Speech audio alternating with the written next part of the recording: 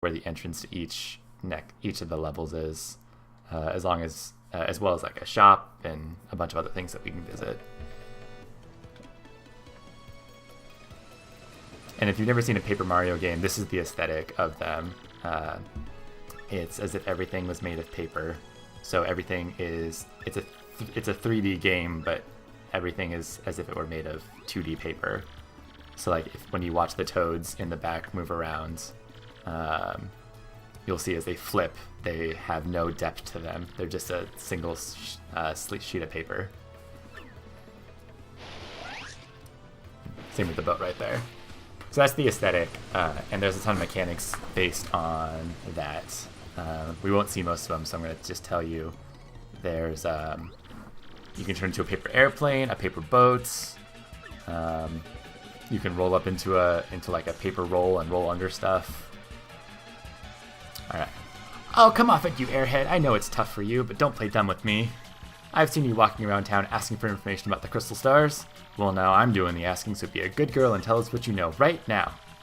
Never! I don't have anything to say to you creeps. Ew. I suppose it wouldn't be right if a sassy little lass like you met with an untimely demise. Bah! Bah! Boys, we're taking this firebrand to our fortress. As you command, Lord Crump, we're on it. No! Stop right there, you weirdos! I'll scream, really? Like I go anywhere with smelly lunatics like you? Huh, not likely. What? What do you think you're doing, chump? You think you can screw up my plans? It's always something.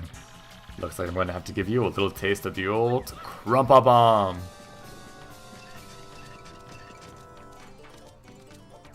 And so this is the base battle mechanic of this game, that you spend probably half your time battling. And so one thing I wanted to describe, I tried to do this when we played Stories yesterday, and I talked about how I thought it was a really interesting story, but I also really liked how the mechanics felt and how it felt good to play. And that's the biggest appeal of this game to me too.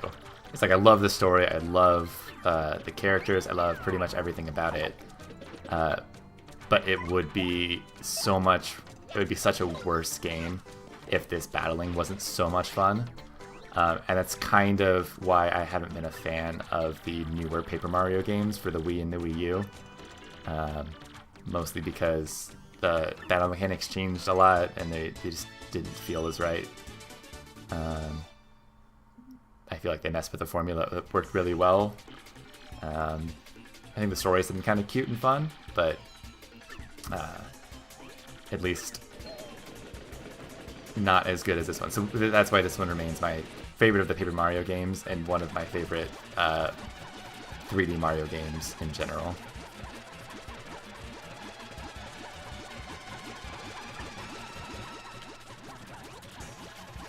What a bunch of loons. Let's just sneak out of here. What do you say? Yeah, we can get out of here.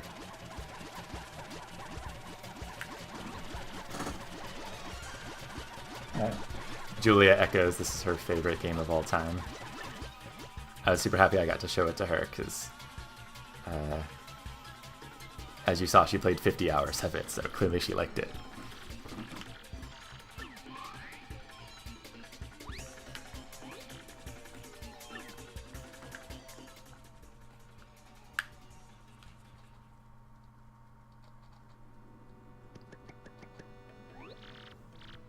And while this game is 12 years old now, came out in 2004, I'm still super impressed with, not with the graphics themselves, but the game looks really cool. It looks really pretty. I think Wind Waker achieved a similar thing. The cartooniness holds up to me. That I'm still a big fan of how this game looks. It doesn't feel like I'm playing a super old Mario game. It just feels like I'm playing Mario. You're looking for Legendary Treasure too? Seriously? Whoa, whoa, whoa, bucko. What you got there? Oh my gosh. Isn't that a treasure map? You have to tell me where you got that. Princess Peach, what? Great hoogly boogly! If it isn't Master Mario. Bit of a coincidence bumping into one another in this sort of place, Ho ho. So tell me, Master Mario, what in the world brings you to this wretched little burg? Ah, indeed. Princess Peach sent you a letter and a treasure map.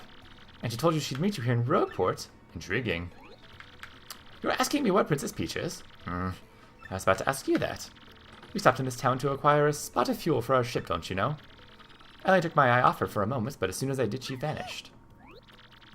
You know how headstrong she is, Mario. I just assumed she'd be back momentarily. But at this point, I fear we must embrace the possibility that she may never return. I've been at a loss at what to do. I've been fraught with worry, I tell you. But I'm feeling better with you here, Master Mario. Surely we'll find her, surely. But know my place, Master Mario, this is not it. I leave this task to you. I believe I'll recline in the inn right over there and enjoy a spot of tea, perhaps. In fact, I highly recommend it, particularly if you find your heart points running low. Just drop on in. Ho ho! Yes, anyway, a little rest there will fill all of your HP. I must say, though, the rest of this town is a bit rough. Yes, rough indeed. Huff, I say. Huff! Princess Peach? Did he mean like Peach, the Mushroom Kingdom princess? The princess who always gets nabbed by Bowser, the Koopa King? The one that you rescue? Wait a sec, this is crazy. Princess Peach sent you that treasure map? Whoa, this is really intense. Where could she have gone? You think maybe she got sick of waiting and went to find the treasure on her own? Ooh, I know, Mario, come with me. One of my professors is here researching that treasure. We'll show him your map. If we start looking for the treasure, then maybe we'll catch up to Princess Peach. Great, we're all good then. Let's go, Mario. So Goombella becomes our first ally.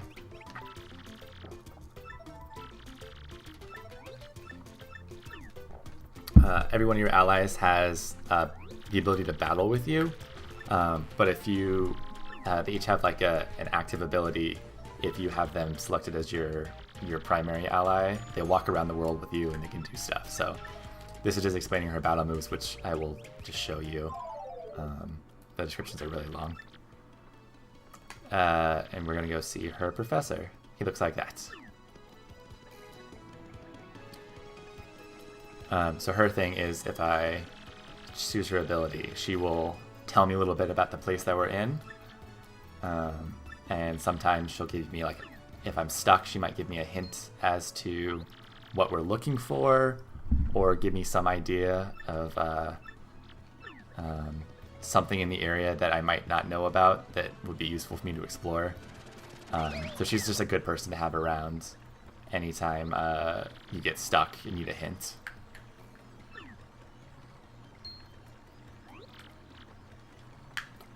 Oh no, that guy stole half my coins. Luckily I know where he is, so let me go get those back really quick, because I'm going to want those.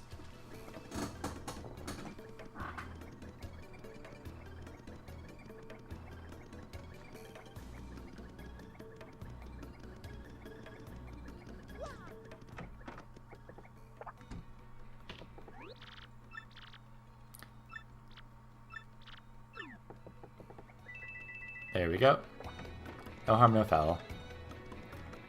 So there's a lot of stuff in this game that's just like exploring. There's tons of doors, tons of rooms, tons of shops, tons of houses, and there's pretty much something to do or find or learn in every single one. And so one of the things you're supposed to start this game doing is just not knowing what to do, running around trying every house and learning what's in them. But I've played this game enough times that I know where to look for stuff. So this should go a lot faster than it normally would. So we should get through more of the game. What's up? Who is there? Who wants me? Ah, yes, you. Now you, I've seen your face before. Yes, that face. Wait for it, just a moment. Don't tell me now. Silence, I'll get it right. It's not Goombriel. It's not Elagazoom. Aha, I've got it. You're Goombella, aren't you? You were in my archaeology class last year, am I right? Wow, yes sir, that's me. I'm Goombella, a junior at UGoom. Go Goombas! Of course I remember you. Not to toot my horn, but I'm pretty good at remembering. You, though, you stick out in my mind because you were such an exceptional student. And that guy behind you is... Who? Mario, Professor. He's Mario. You know, the famous one? Oh, my apologies. I'm such a bookworm. I haven't a clue about what's hip right now. In any case, what sort of errand brings you two all the way to a place like this? We were hoping you'd tell us about the legendary treasures said to be below Rogueport. I thought that if anyone knew anything about it, you would, Professor Frankly.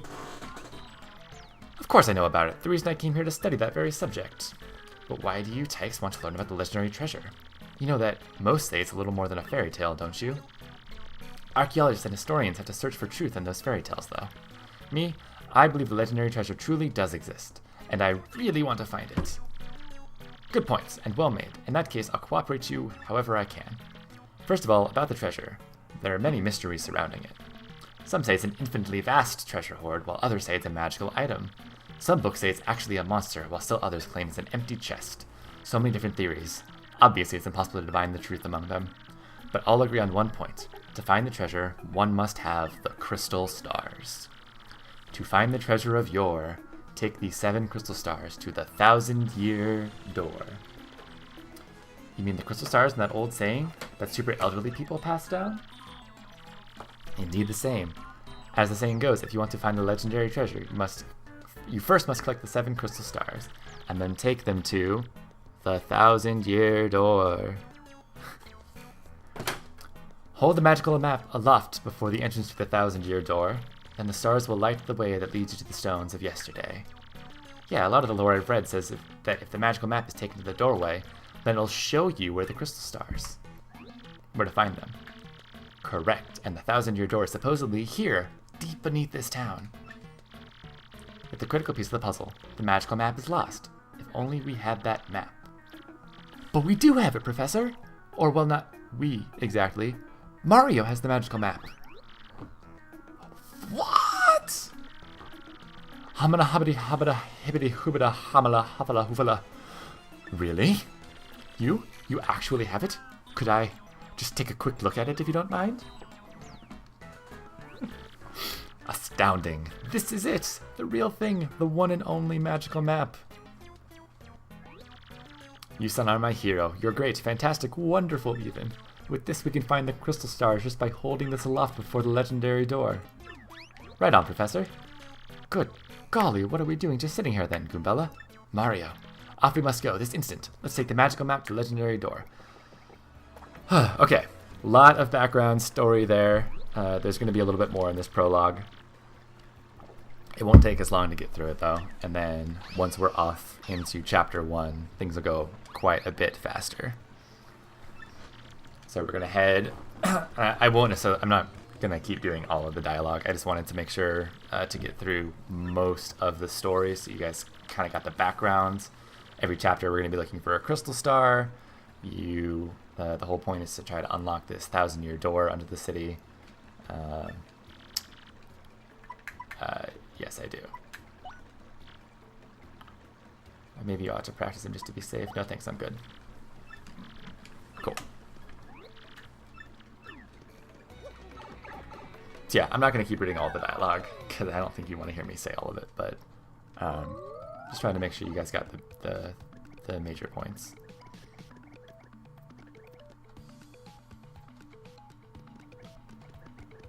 Yeah, can't go that way yet.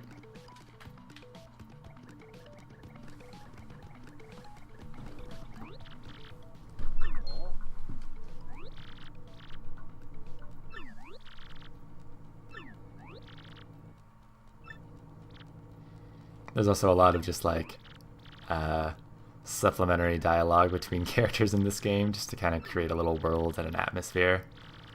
So they give an attitude and a personality to pretty much everything, including Goombas and all the most basic enemies.